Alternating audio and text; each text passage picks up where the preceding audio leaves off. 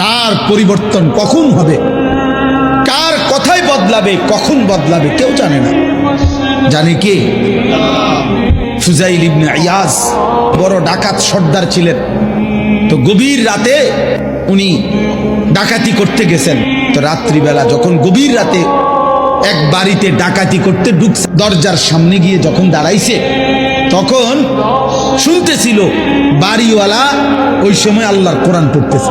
উনি দরজায় দাঁড়াইয়া শুনতেছে যে বাড়িওয়ালা ভিতর থেকে আল্লাহর কোরআন পড়তেছে, আলাম ইয়ানি লিল্লাযীনা আমানু আন তাখশা কুলুবুহুম লিযিকরিল্লাহ। এই এক আয়াত ওনার কলিজা ছিদ্র করে ফেলছে।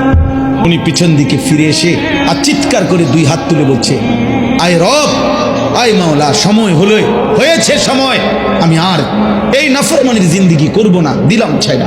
তখন তিনি ওই সময় রাত্রে তো আল্লাহর কাছে এক ফোঁটা চোখের পানি ফেলতে ওনার মন চাইছে, তওবা করবে, মাফ চাইবে, আজকে গুনাহ ছেড়ে দিবে।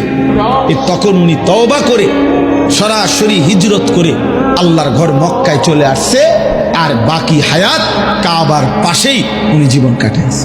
এরপরে উনি হইছেন সাইয়্যিদুল আউলিয়া, আউলিয়াদের সর্দার।